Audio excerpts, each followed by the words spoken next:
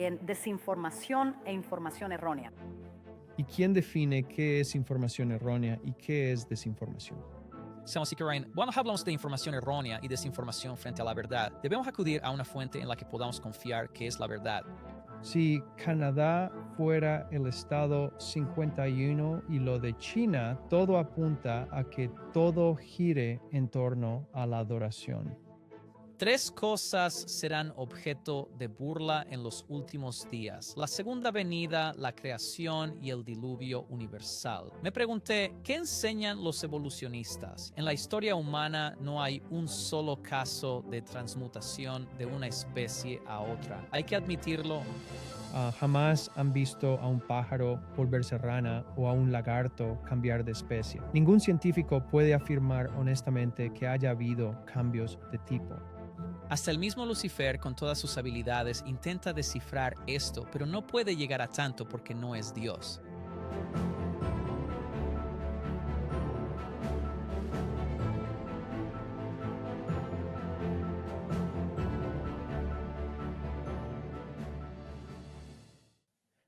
Bienvenidos hermanos, soy Matthew Schonchak en otro episodio de The Truth Project junto a mi coanfitrión Andrew Bakushki. Bienvenido, Andrew. Eso, es un gusto estar aquí. Bueno, hoy vamos a abordar, vamos a intentar llegar al origen de los problemas que hoy vive nuestro mundo. Existe demasiado ruido sobre sus causas, desde la crisis de fe en Estados Unidos hasta lo que Musk predice sobre la IA, una crisis de sentido. Y en la base de todo esto nos preguntamos, ¿qué es realmente la verdad?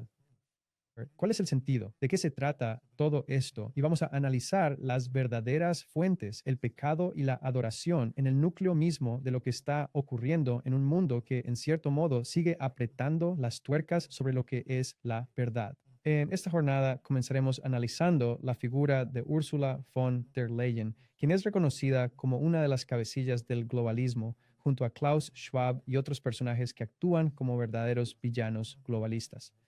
Ella nos explicará detalladamente qué nivel de prioridad le otorgan a la lucha contra la desinformación. Hermano Andrew, ¿no considera usted que esto podría llegar a vulnerar gravemente la libertad de expresión, los derechos civiles fundamentales o incluso la libertad de conciencia? Por supuesto. Y sabe, lo que estaba pensando era en la edad oscura en realidad, porque hoy vamos a hacer un estudio bíblico de verdad. Y la Iglesia Católica Romana le quitó la Biblia al hombre común.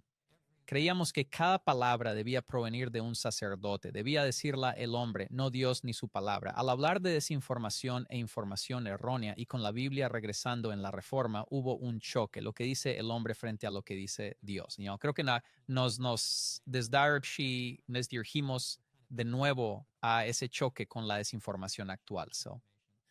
Tenemos la palabra de Dios y a ella también la llamarán información falsa y desinformación. Exacto. En nuestros episodios sobre la oficina de fe de la Casa Blanca, ahora dirigida por alguien que habla en lenguas y tiene un evangelio contrario a la palabra de Dios, vemos que la información errónea y la desinformación vienen de ambos lados. Hoy la verdad es lo que más se ataca en este nuevo sistema. The Truth Project da herramientas bíblicas para filtrar el ruido. Así, ningún viento de doctrina los derribará. Sabrán dónde pararse con firmeza bíblica al llegar el momento, porque las líneas se están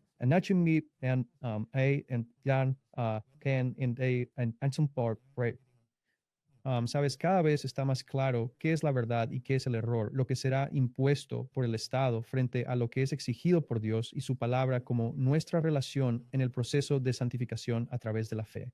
Esperamos que hoy podamos ofrecer un buen análisis bíblico de lo que realmente trata todo este conflicto, en contraste con lo que quizás el mundo nos está diciendo y mostrando. Absolutamente. Para mí, personalmente, lo que me hizo volver a la iglesia fue la verdad y fueron mis preguntas sobre cuál es el panorama general de lo que está pasando. ¿Sabes cuál es el panorama general, Troy? ¿Qué ocurre en el universo, no solo aquí? ¿Por qué estoy aquí? ¿De qué trata todo esto? Eso abordaremos hoy en nuestro estudio. Pero antes, veamos el video. Y antes de comenzar el podcast, invitamos a nuestro productor a hacer una oración de apertura. Con Kenneth. Es un gusto estar aquí con ustedes. Oremos. Padre nuestro en el cielo, gracias por la oportunidad de realizar este ministerio y compartir tu verdad con tu pueblo. Te pedimos que derrames tu Espíritu Santo sobre nosotros. Danos tus palabras. Gracias por tu verdad y por guiarnos. Si te seguimos, guíanos en el nombre de Jesús. Amén. Amén, así es. Ahora prestemos mucha atención a las palabras de Ursula von der Leyen durante su intervención en el foro de Davos del año 2024. En aquel momento, Klaus Schwab todavía se encontraba presente en el escenario, justo antes de que anunciara su salida definitiva del cargo. Ahora, en este fragmento, ella nos revela con total claridad cuál es su postura oficial respecto al complejo problema de la desinformación. Pero antes de empezar, tú y yo estamos hablando justo ahora de los logos. La gente realmente necesita entender que estos poderes adoran el simbolismo. Hasta en el foro económico, el 66 está en el logo del CERN y otros que podríamos citar. Cruza las tres O de fondo. Es su forma de aludir al 66 sin ser evidentes. Solo demuestra que estas organizaciones son parte de la Babilonia misteriosa. La ONU y el foro no son profecía. No ignoremos al dragón, la bestia y el falso profeta, Satanás, el papado y el protestantismo de EEU. Actúan como el rey del norte y del sur, ambos poderes de Satanás, creando todo un sistema de falsa adoración que dicta lo que es la verdad, tal y como vamos a escuchar a continuación. Damas y caballeros, querido Klaus, permítanme volver a la principal preocupación del informe de riesgos globales, la desinformación y la información errónea. Abordar este problema ha sido nuestra prioridad desde el inicio de mi mandato. Con nuestra ley de servicios digitales definimos las responsabilidades de las grandes plataformas de Internet sobre el contenido que promueven y difunden, una responsabilidad hacia los niños y los grupos vulnerables que son blanco de discursos de odio, pero también una responsabilidad hacia nuestras sociedades en su conjunto. Porque la frontera entre el mundo en línea y fuera de línea es cada vez más delgada y los valores que apreciamos fuera de línea también deben protegerse en línea. Y esto es aún más importante en esta nueva era de la IA generativa. Ahora el informe de riesgos globales del Foro Económico Mundial sitúa a la inteligencia artificial como uno de los principales riesgos potenciales para la próxima década. En primer lugar, no olvidemos que la IA también representa una oportunidad muy importante si se utiliza de manera responsable. Me fascina lo que ella plantea. Primero, son muy astutos usando el lenguaje. El poder romano, el sistema de la Babilonia misteriosa que hace que todo el mundo beba de la ira de su fornicación, que es falsa doctrina, no se les presenta necesariamente impuesto a la fuerza con amargura, sino con la dulzura de proteger a los grupos marginados, proteger a los niños, ya sabes, básicamente proteger al más débil que no puede protegerse a sí mismo. Habló sobre ciertos valores que debemos proteger en línea, pero esto es solo un intento de limitar nuestra libertad de expresión. Estoy totalmente de acuerdo contigo. Recordemos aquella advertencia que nos dejó Cristo. Tengan mucho cuidado con los falsos cristos y los falsos profetas. Es cierto que alertar sobre la desinformación es algo positivo, pero en realidad, ¿de dónde proviene todo esto? ¿Y dónde podemos encontrar la verdad? ¿Quién define qué es información errónea o desinformación? Sabes, todo se reduce a que al hablar del bien común, si preguntas a 100 personas, es probable que obtengas 100 definiciones distintas de lo que significa. Entonces, al tomar esto bajo el lema de estoy de acuerdo con el eslogan, hagamos grande a Estados Unidos. Es un buen ejemplo, pero ¿cómo lo harás realidad? ¿A costa de qué y de quién y todo lo demás? O sea, hay mucho contexto detrás de esto. Hacerlos grandes de nuevo, estableciendo esa versión del protestantismo evangélico como el estándar para el país, porque esa no es una versión de hacer a Estados Unidos grande de nuevo, con la que creo que todos estarían de acuerdo. Parece que debemos aprender a escuchar más allá de lo que suena bien y oír lo que realmente dicen, que debemos censurar la información para que encaje con lo que sentimos que es cierto y queremos que otros crean. Y en verdad esto no debería resultarnos tan difícil de creer, pues ha venido ocurriendo desde el principio de los tiempos, desde que existen los hijos de la obediencia frente a los de la desobediencia. Todo esto nos lleva a la batalla real entre Cristo y Satanás, que hoy se manifiesta de manera muy evidente mediante la desinformación y la censura.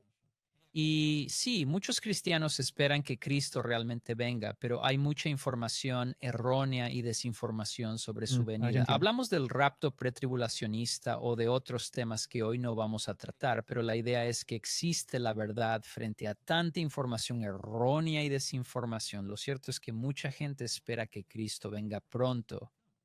La inminente segunda venida es la esperanza cristiana desde hace 2000 años. Ante la desinformación, debemos acudir a la única fuente confiable, la palabra de Dios. Sea Dios veraz y todo hombre mentiroso, dice la Escritura. En este estudio bíblico que vamos a realizar ahora, podremos comparar la verdad con lo que quizás sea la desinformación en el mundo y veremos que hay un conflicto ocurriendo detrás de escena, que hay una lucha. El título es El desafío al Creador, así que se trata de cómo nuestro Dios está siendo desafiado. ¿Y en qué consiste este desafío? Obtengan estas notas y los PDF en la sección de recursos de sanctuarydoorministry.com. Es el séptimo estudio de nuestra serie. Pueden bajarlos gratis y ver otros mensajes, pero hoy nos centraremos en este. Serie Promsur fin de Cristo. El mundo entero y el cristianismo aguardan su regreso. Él habló de su regreso en Mateo 24:14. No dio la fecha, sino los eventos. Dijo, este evangelio del reino se predicará en todo el mundo como testimonio a todas las naciones, y entonces vendrá el fin. El evangelio debe llegar a todos, y entonces ocurrirá la segunda venida. Es sencillo, pero debemos buscar en la Biblia lo mismo que oímos aquí. Debemos hallarlo en otra parte, pues queremos una nube de testigos. Lo estableceremos línea por línea usando la palabra para explicarlo, pues hay poca información sobre este evangelio. Solo predica el evangelio al mundo y llegará el fin.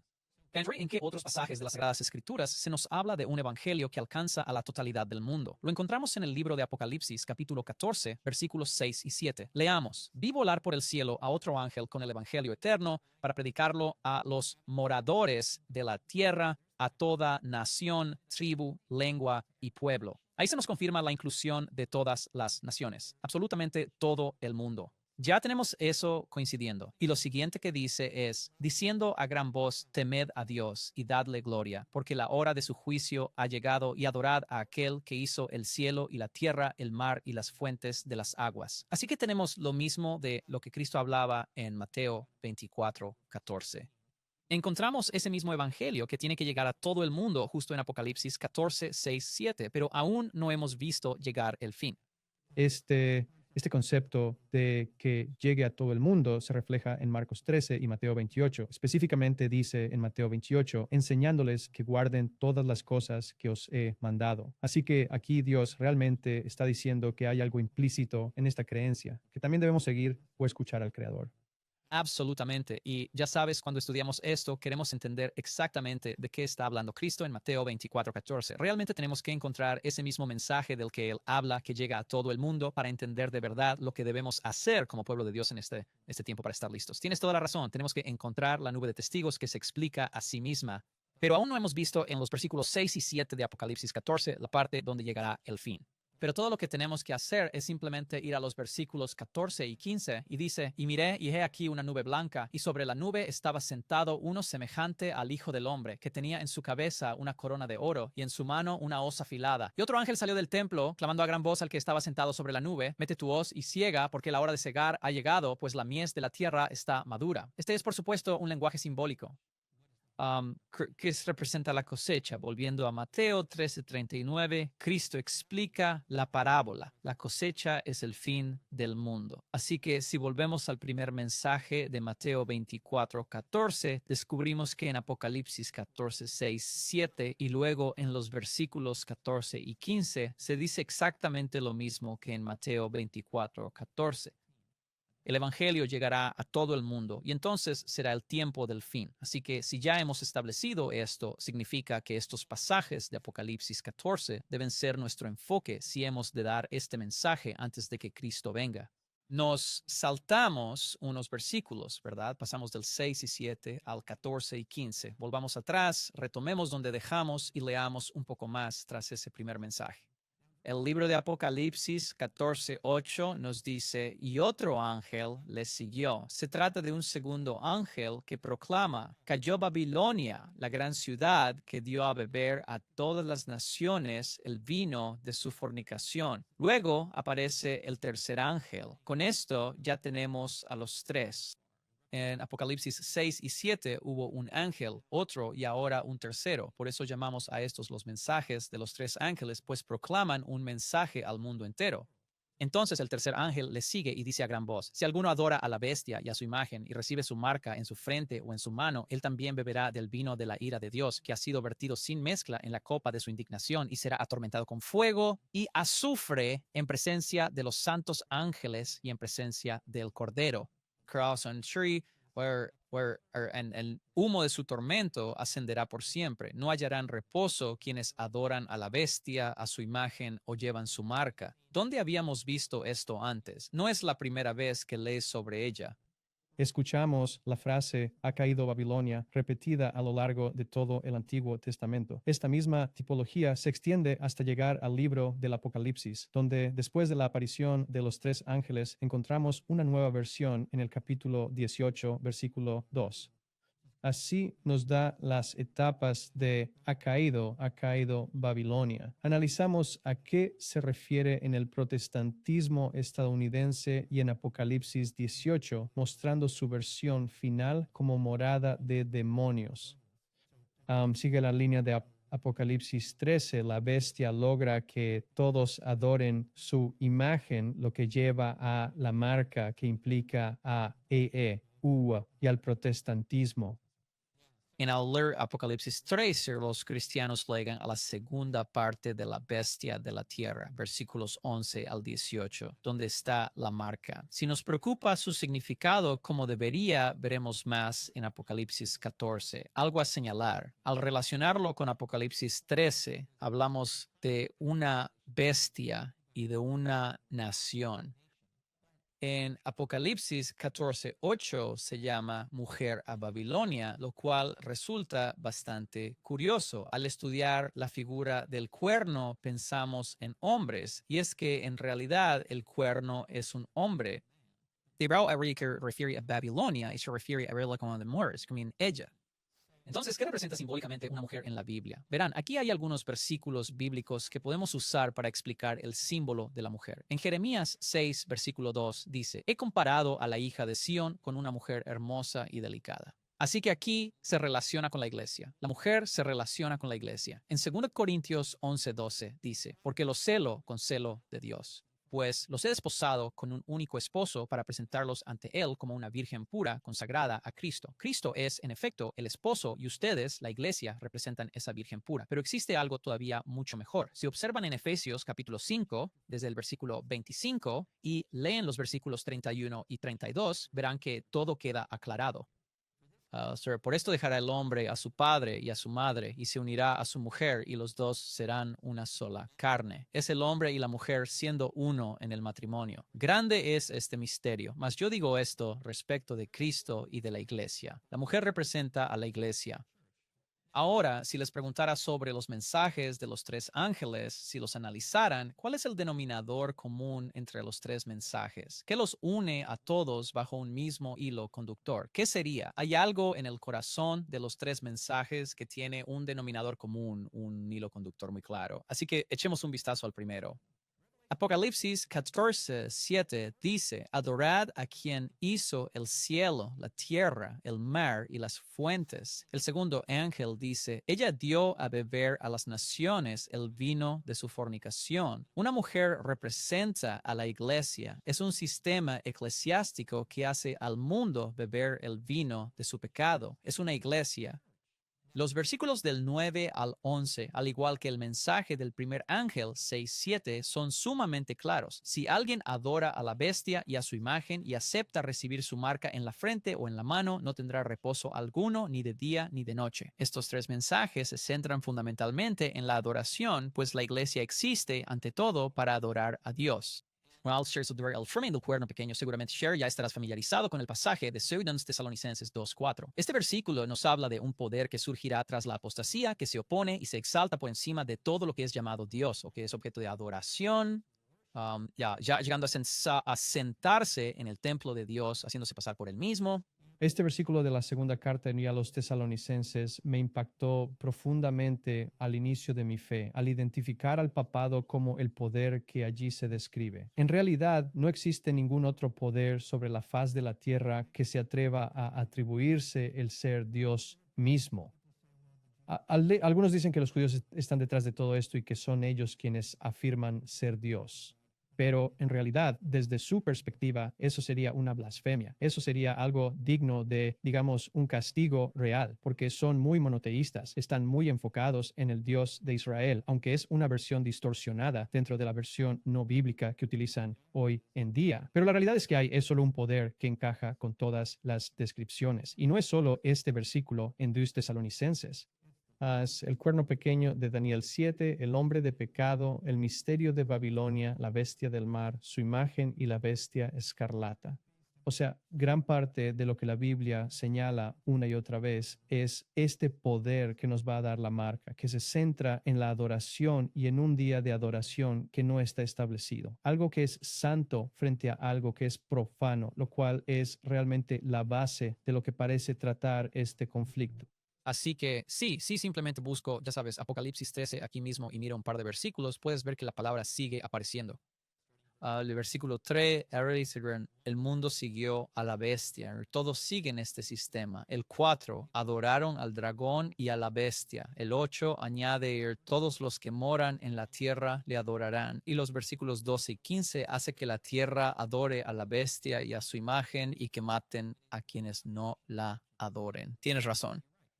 Pero es la evidencia en la Biblia abrumadora de que el conflicto del fin, porque esto habla del último mensaje que recorrerá el mundo antes de que llegue el fin, se tratará de la adoración. La adoración es el centro de todo. ¿Qué es la adoración? La Biblia habla mucho de ella y siempre la vincula a algo más. Apocalipsis 4:11 dice, Señor, digno eres de recibir gloria, honra y poder, pues creaste todo y por tu voluntad existe y fue creado. Al mencionar crear 2 veces, vemos que Dios recibe gloria, honra y poder.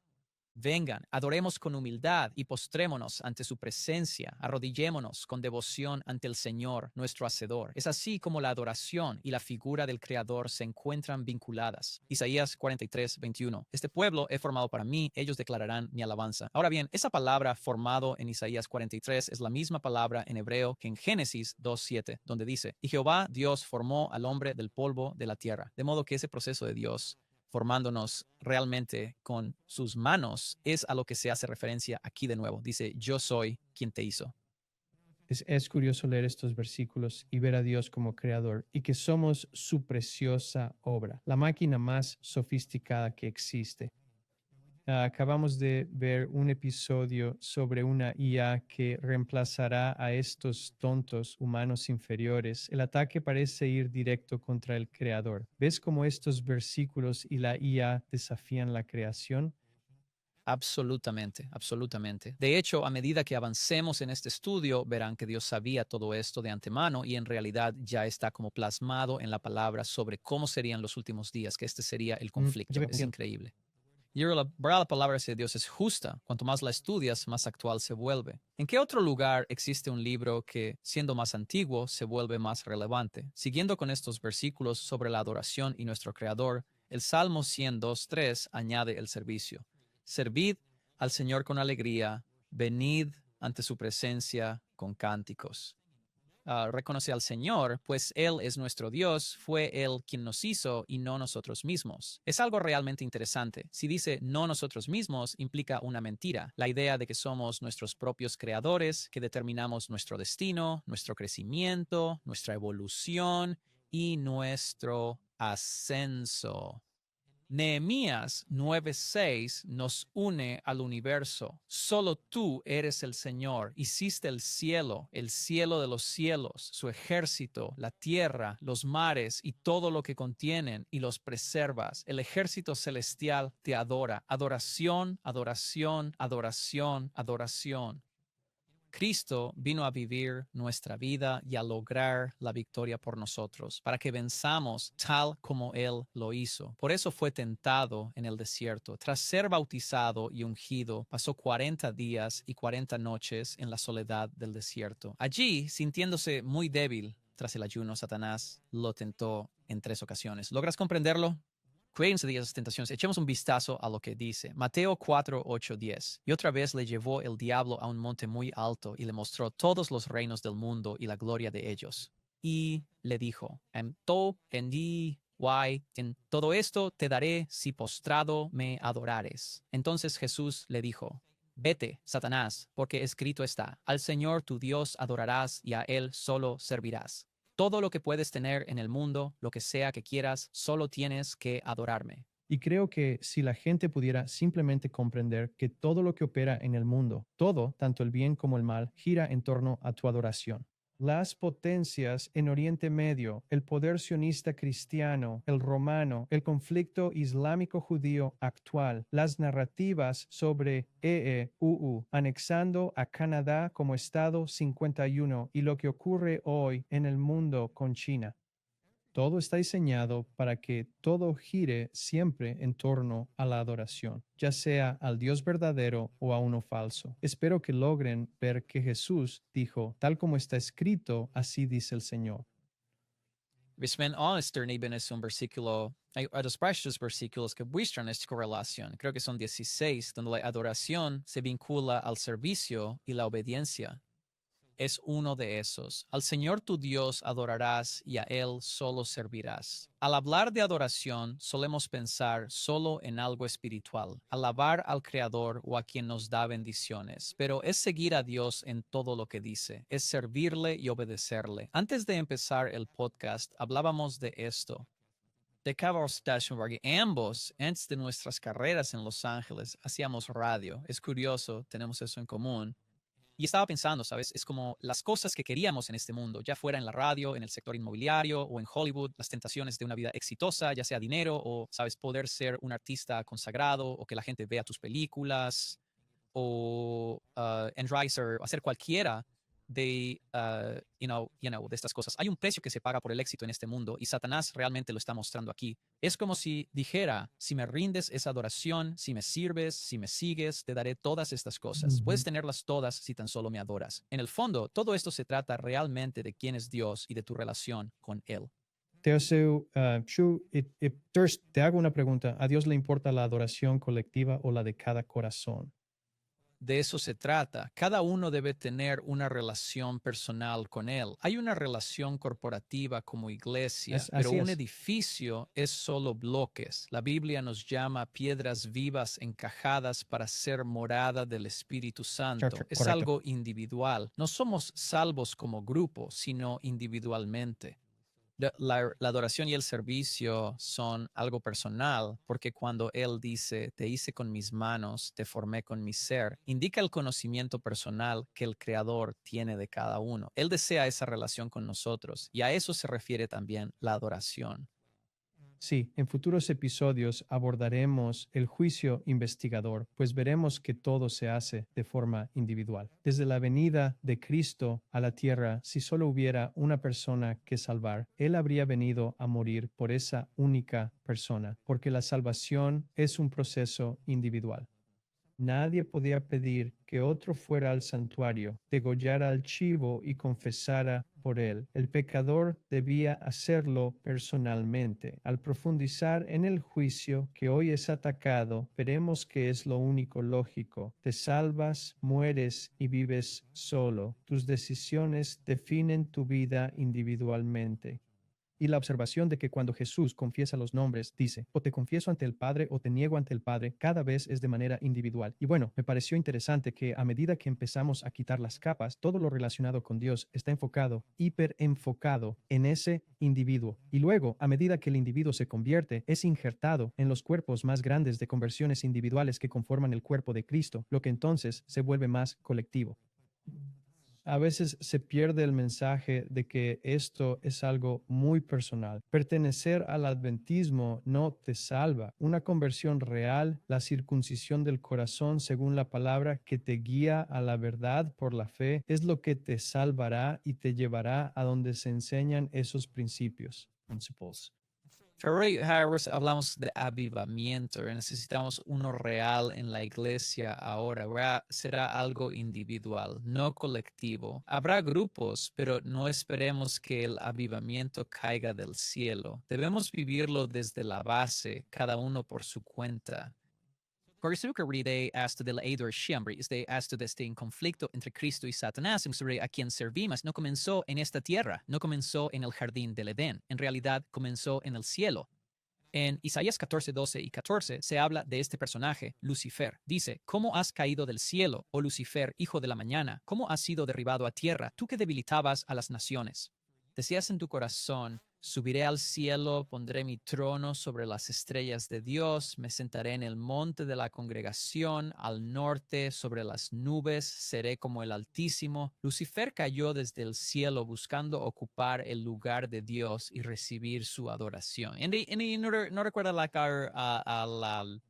al cuerno pequeño que mencionamos, talked about, encaja a la perfección con todo lo que estamos viendo ahora mismo. Se exalta por encima de todo lo que se llama Dios, llegando a sentarse en su propio templo. No se trata de un individuo en particular, sino que representa al cuerno pequeño, el papado, Está y bien. así esta persona en la tierra, de la misma manera que Cristo vino a esta tierra para representar al Padre, este papado en realidad dice que representa, que es el vicario de Cristo, pero en realidad está representando a su verdadero Padre, que es Lucifer, quien desea la adoración de Dios. Y puedes darte cuenta de eso porque Dios es el padre de la verdad. Satanás es el padre de la mentira. Y cuando comparas el sistema católico con la palabra, es un sistema de mentiras, falsificaciones, engaños, cambiando la palabra, añadiendo a la palabra. Es prácticamente todo lo que la Biblia dice que no se debe hacer. Lo que esa iglesia hace, y no es una condena a las personas que están en ella, es señalar al sistema y a los principados y decir, salid de ella, pueblo mío, mientras todavía hay tiempo.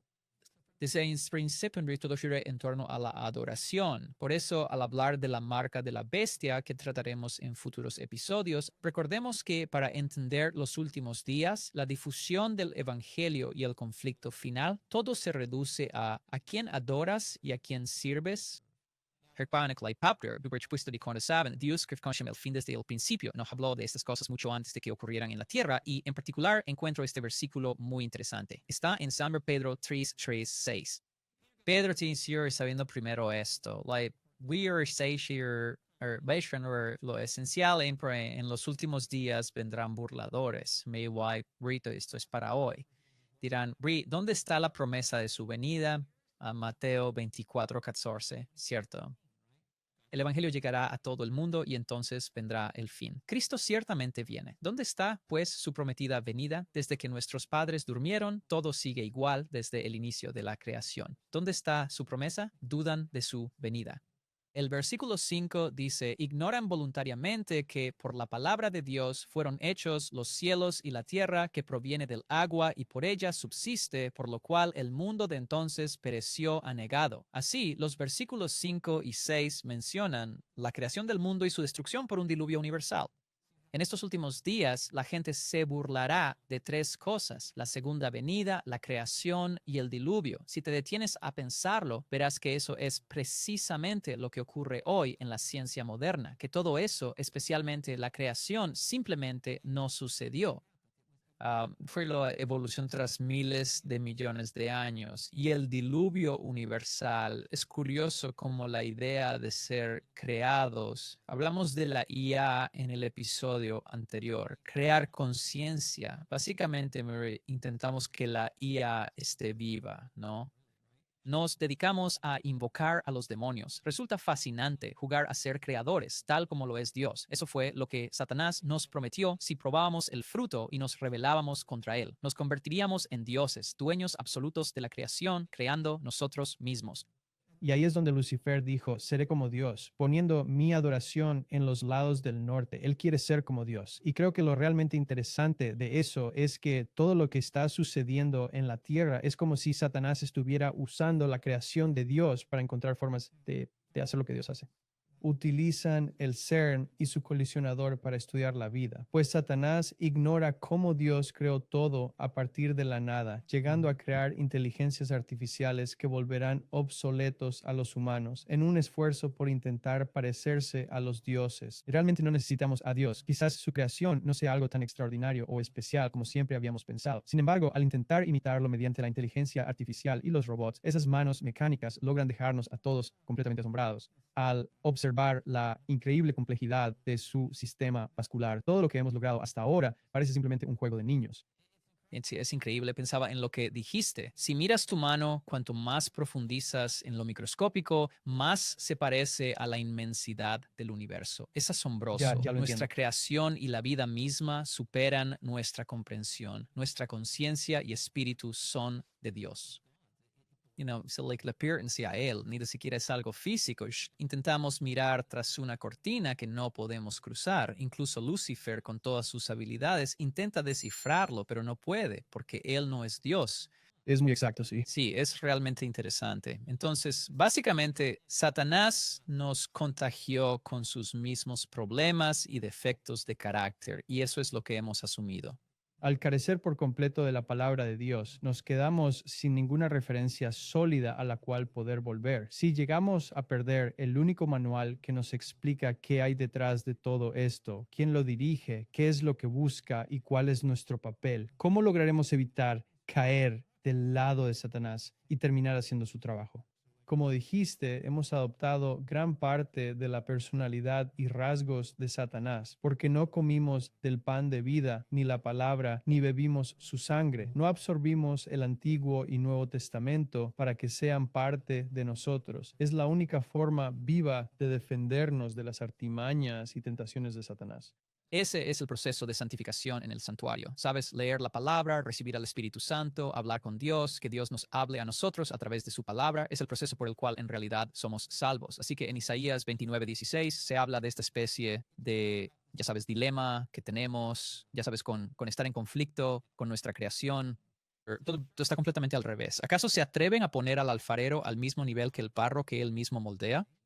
¿Acaso dirá la obra a quien la hizo, él no me hizo? ¿O dirá la cosa formada a quien la formó, él no tiene entendimiento? Aquí hay dos ideas y ambas son erróneas. La primera es que Dios no nos hizo. La otra es, bueno, que si él me hizo, le tomó millones y miles de millones de años hacerlo porque no tiene entendimiento.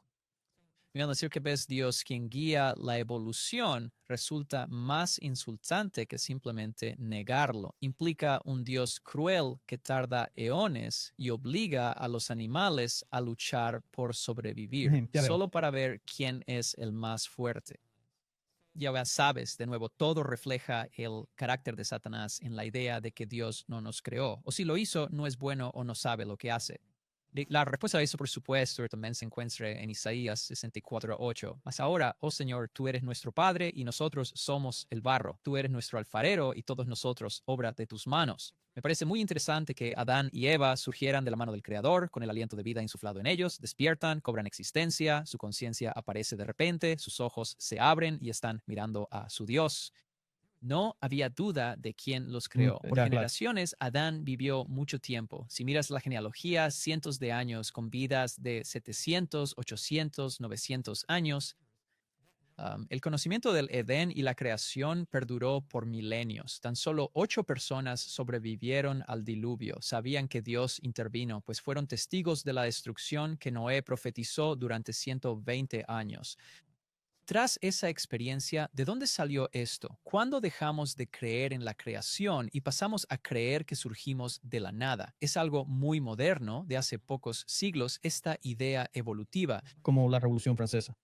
Exacto, así es. Es darle la vuelta a todo por completo, lo cual es interesante, pues la Biblia siempre dijo que en los últimos días el hombre dudaría de que Dios creó el mundo. Justo en ese punto Es estamos. Así que exactamente. pensé, ya sabes, sería interesante ver, bueno, ¿qué enseñan algunos de los evolucionistas? Ya sabes, ¿qué dicen? O sea, voy a elegir algunas citas aquí que son más contemporáneas que antiguas, ya sabes, de las últimas décadas.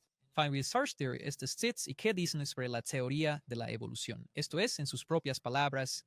Bien, esta primera es de Thomas Hunt Morgan. Es genetista en Columbia y Caltech. Dice, dentro del periodo de la historia humana no conocemos ni un solo caso de la transmutación de una especie en otra. Esto debe admitirse. Es sincero, no existe ni un solo caso en el que hayamos visto la transmutación de una especie en otra.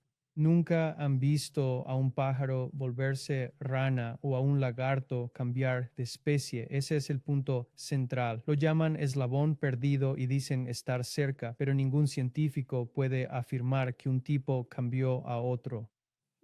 En los 80, pues, pri Harper 60 fui a una escuela privada adventista en la primaria. Pasé a una pública en la secundaria al dejar la iglesia a los 16. Recuerdo cuando empezaron a enseñar evolución en la escuela cristiana. Debían hacerlo con cuidado para no contradecir la fe en la que nos criaron, ¿no? Ser free no, en ser es teoría de la evolución. Pensé, Pusher ¿cómo pasó esto? ¿No? ¿Cómo llegamos a tanta desinformación en una escuela religiosa con libertad para creer en Dios? Es curioso, el diablo se ha dado un festín infiltrando nuestras instituciones, forzándonos a adoctrinar a todos con la falsa teoría de la evolución. Evolution. Es un mandato estatal también, ¿no? O sea, es como que en algunos estados es ilegal enseñar creacionismo, es obligatorio enseñar evolución. Y ahí es cuando entras en todo el tema de la desinformación y la información falsa. Conecta muy bien con lo que hablábamos antes.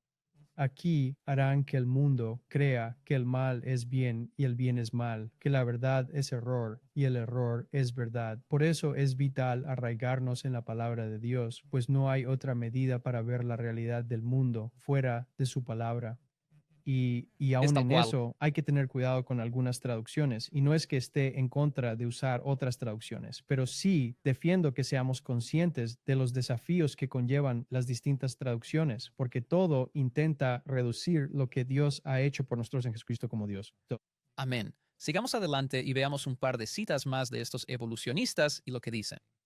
Él es Austin Clark, biólogo del Instituto Smithsonian. Dado que no tenemos la más mínima evidencia ni entre los animales vivos ni entre los fósiles de tipos de transición entre los grandes grupos, es una suposición razonable que nunca los ha habido. Esto nos remite a la evidencia de que no hay pruebas en el registro fósil de que una especie se convierta en otra. No hay pruebas. Dicen que hay mutaciones y cosas así, y que hay diferencias, pero en realidad nunca ocurre un salto de una especie a otra. Ahora, hablando de genética, bajando ahora al nivel celular, ya saben, en la reproducción. Esta siguiente cita es de George W.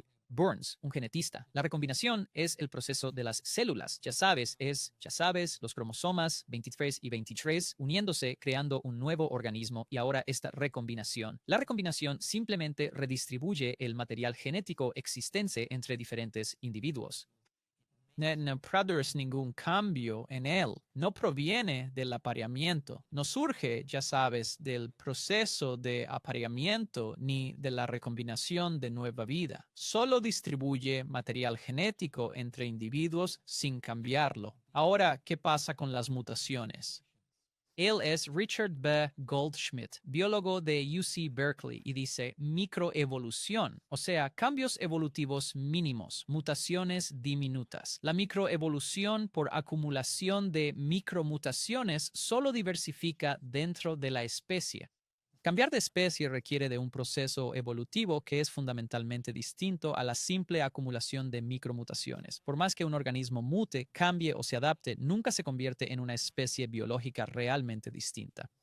Sí, un buen ejemplo es el pájaro cuyo pico se alarga en cierta zona para alcanzar gusanos a una profundidad específica, pero el pájaro no dejó de ser un pájaro. Archer Stolter es probablemente mi favorito. Se trata de George Walt. Es biólogo en Harvard y habla simplemente, ya sabes, del comienzo de la vida, punto de donde proviene. Basta con contemplar la magnitud de esta tarea para admitir que la generación espontánea de un organismo vivo es imposible. Sin embargo, aquí estamos como resultado, creo, de la generación espontánea. Es imposible, pero aún así aquí estamos. Surgimos por generación espontánea. ¿Ya? Entonces, usando sus propias palabras, demostremos que la evolución tiene más agujeros que un queso suizo. Si quieres tener fe ciega, elige la evolución. La Biblia tiene más evidencia y hay más pruebas científicas a favor de la creación de una tierra joven que de la evolución. Andrew, al ver estas diapositivas, pensé que estos científicos deben tener fe. No vemos solo ciencia o pensamiento científico. Estamos en esencia ante una religión. Creo que en última instancia todo se reduce a la fe o a la libertad de conciencia para creer en aquello de lo que estás profundamente convencido. Dios nos brinda la opción de examinar las pruebas, sopesarlas con calma y al final tomar una decisión personal y definitiva. El sistema opuesto, por el contrario, se fundamenta totalmente en la opresión, la censura, los ataques constantes, la persecución y la coacción para lograr imponerse sobre los demás. Dios, en cambio, nos otorga generosamente el libre albedrío para que seamos nosotros quienes elijamos nuestro propio camino. Resulta realmente interesante reflexionar sobre esto. Si analizamos la dicotomía entre la creación y la evolución, veremos que el mundo ha estado siguiendo la teoría evolutiva durante muchísimo tiempo. Por eso está tan arraigado en la cultura que, como decías, debemos enseñarlo en las escuelas. Es obligatorio.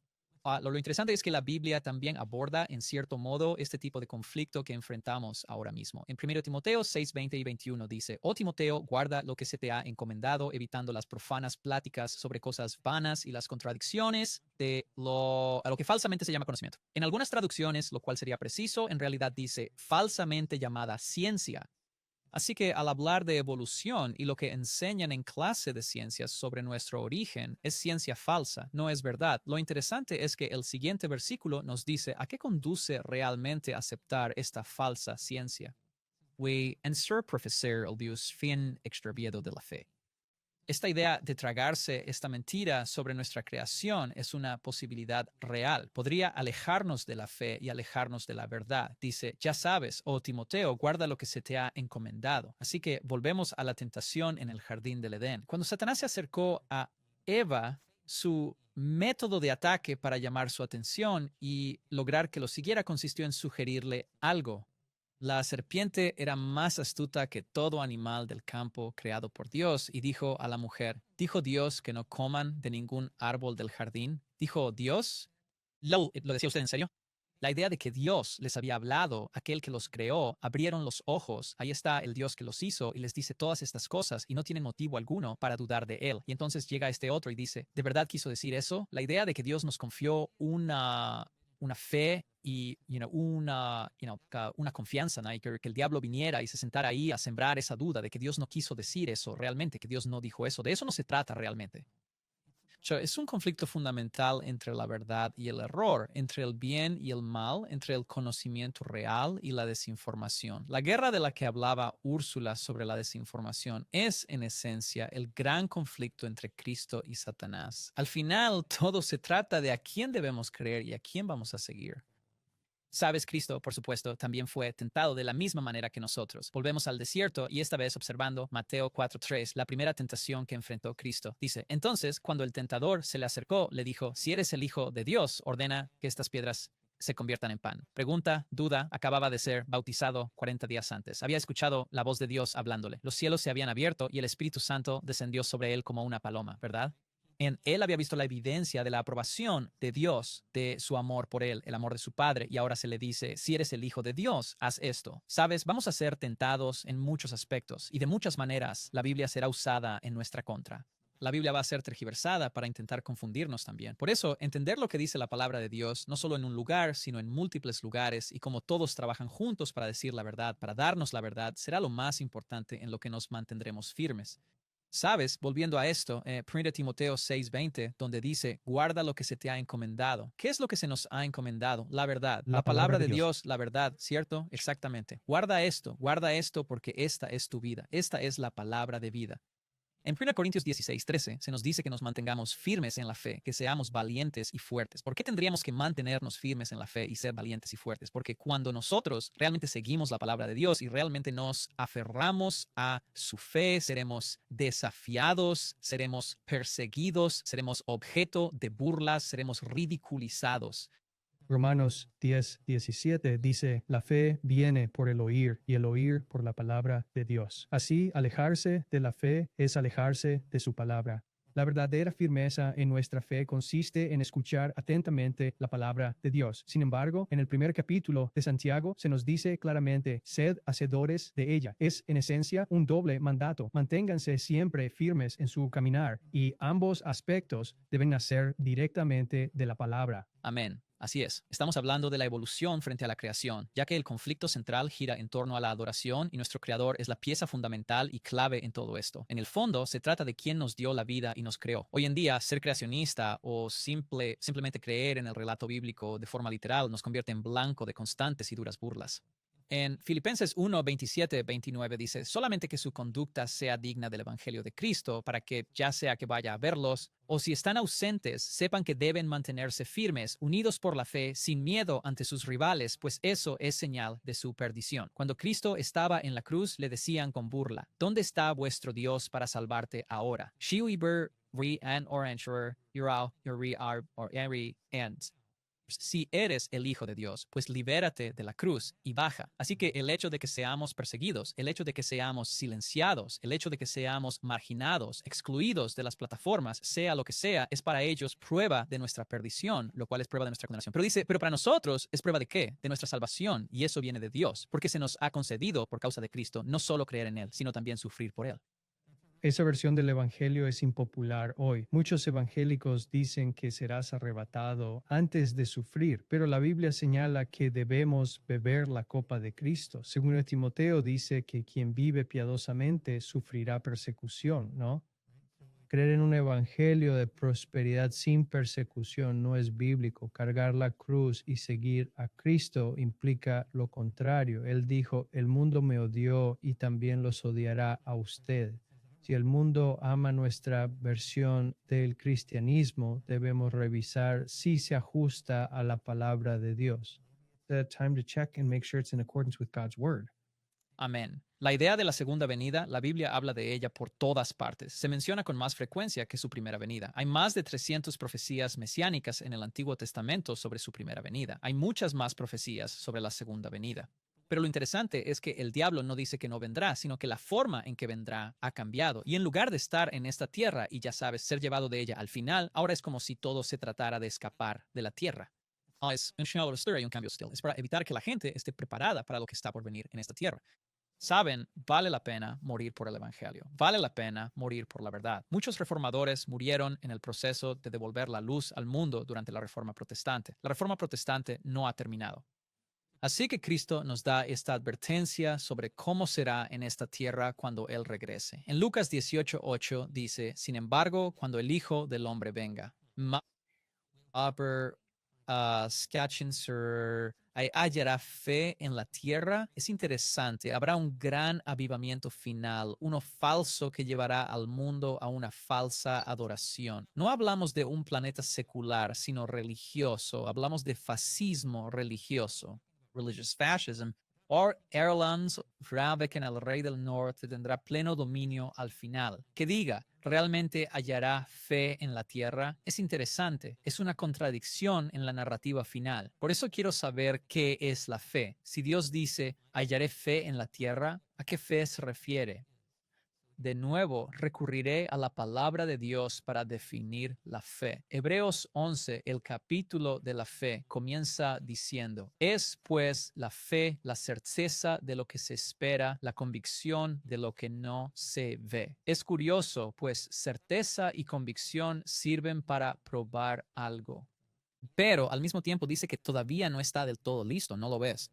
No se ve. Interesante. Veamos la palabra fe en el griego original usando la concordancia Strong. Es la 402, convicción moral en la veracidad de Dios. Significa que tras estudiar su palabra, estoy moralmente convencido de que Dios es veraz. Eso es la fe, sustancia, algo que se espera.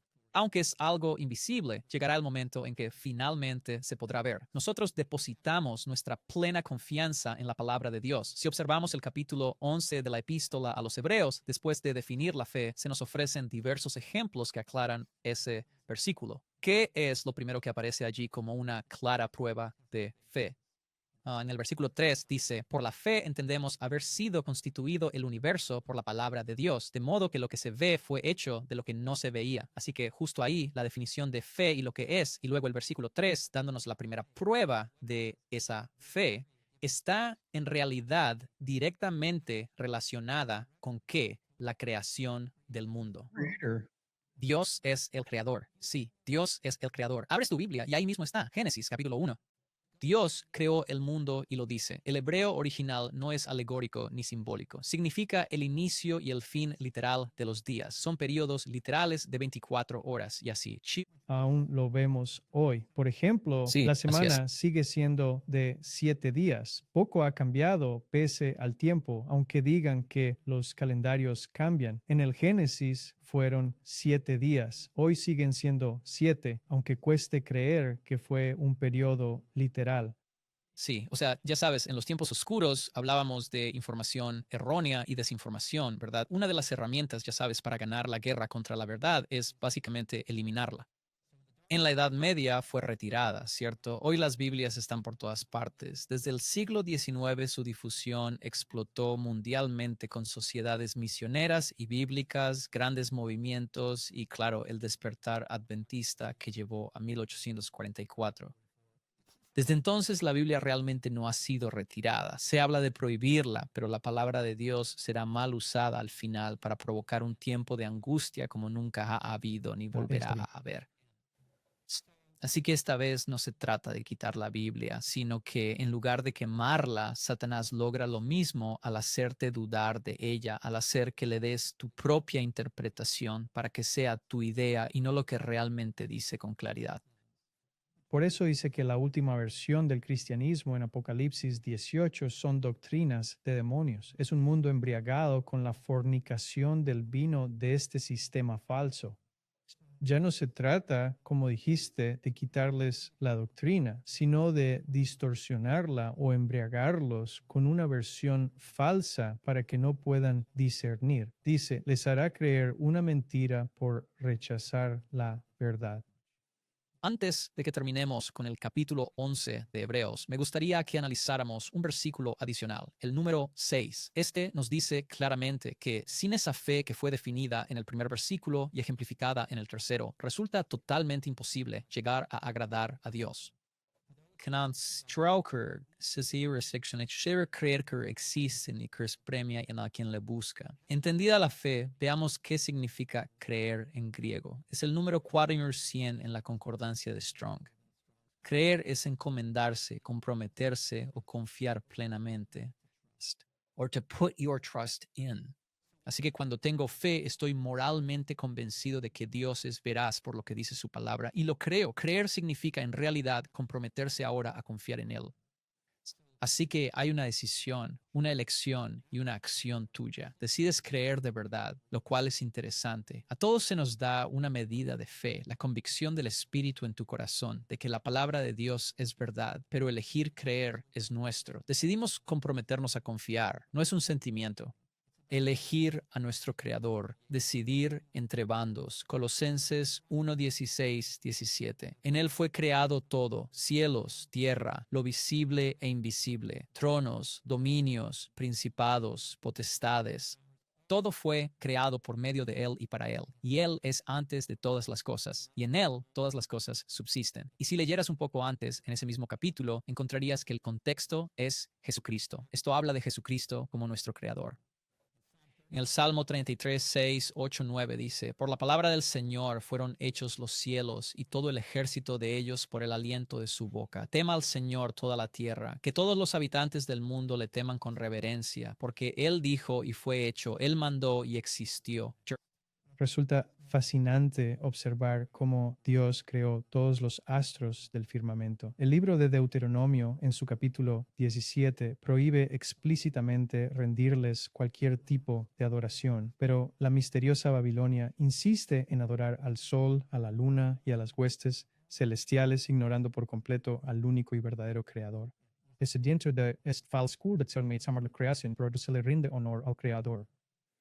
Al avanzar en estos estudios, hablaremos de la marca de la bestia. Verán cómo Satanás astutamente invirtió esto para adorar a la creación, tal como dijiste. Convirtió la adoración al creador en adoración a la criatura. La idea de que venimos de la nada o generación espontánea es muy interesante.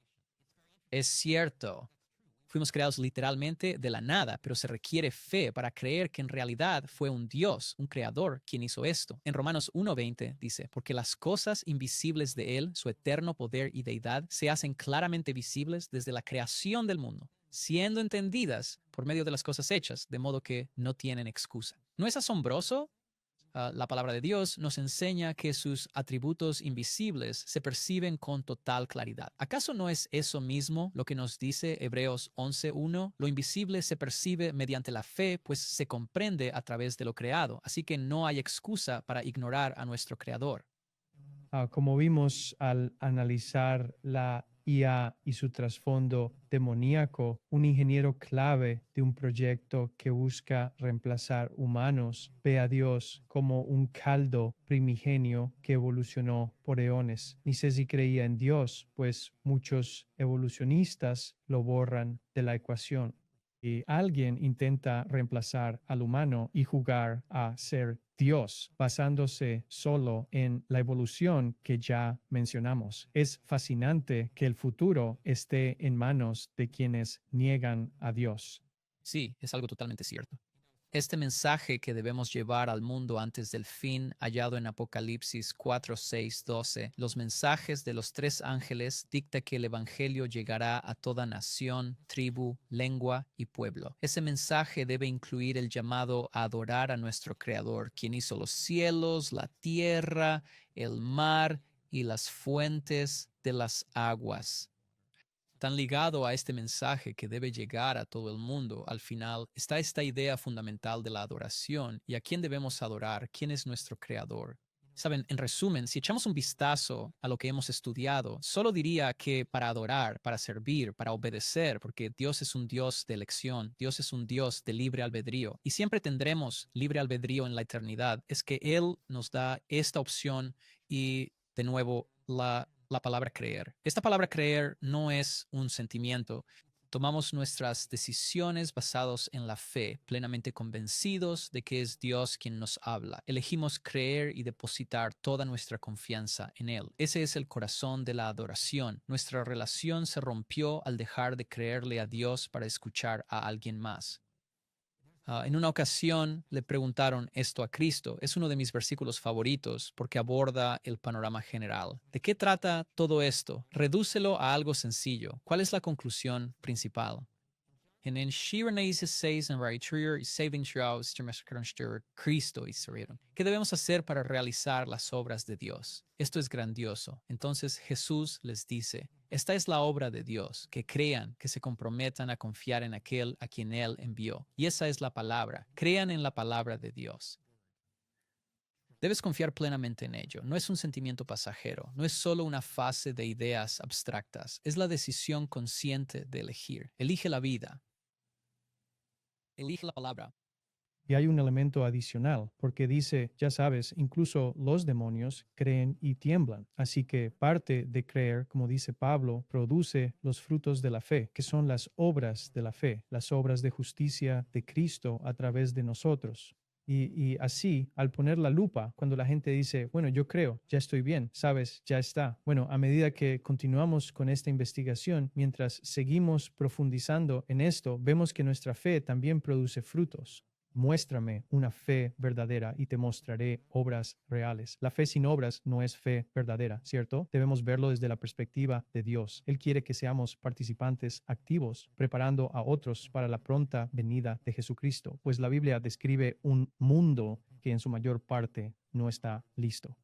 Denle me gusta, compartan el video y suscríbanse. Apóyenos si este mensaje les ayuda a testificar mientras creamos recursos para prepararnos para el regreso de Jesús. Al ver el mundo, todos sabemos que será muy pronto. Si desea una copia de estos versículos, el archivo PDF está disponible de forma gratuita en mi sitio web, sanctuarydoorministry.com. Está en la página de recursos. Es el séptimo estudio bíblico de la serie. Se llama The Creator Challenge. Usen libremente sus versículos y PDFs para sus estudios. Los iremos tratando en este podcast. Antes de terminar, les recomiendo otro recurso. For easier read, easier is Genesis History. Búsquenlo como canal en YouTube. China Chrome, el documental en Insure, Sir, is Genesis History, de las mejores pruebas científicas a favor de la creación y tierra joven. Es maravilloso y muy bien producido, fácil de compartir, alentará a quien lo vea, sobre todo a quienes se sienten desanimados por las burlas sobre su fe. Es un documental maravilloso. Gracias, hermano Andrew, por otro estudio tan esclarecedor de la palabra de Dios. Vemos claramente que todo gira en torno a la adoración. El mundo busca que dudes de Dios, cuestionando su ley, su creación o su día de reposo. Debemos volver a la palabra. Gracias por guiarnos hoy. Que se desbendiciono, por favor, despídenos con una oración. Padre Celestial, te damos muchas gracias por esta palabra. Tú nos diste palabras de vida, tú nos diste el aliento de vida y la creación y continúas alimentándonos con este pan. Te pedimos, Señor, que este pan se convierta en parte de nuestras vidas, que podamos vivir para ti en esta tierra, que te reflejemos a la perfección y que esta palabra no solo se extienda por todo el mundo antes de que llegue el fin, sino también, Señor, que todos crean en Él y en aquel a quien tú enviaste. En y hombre de Jerusalén.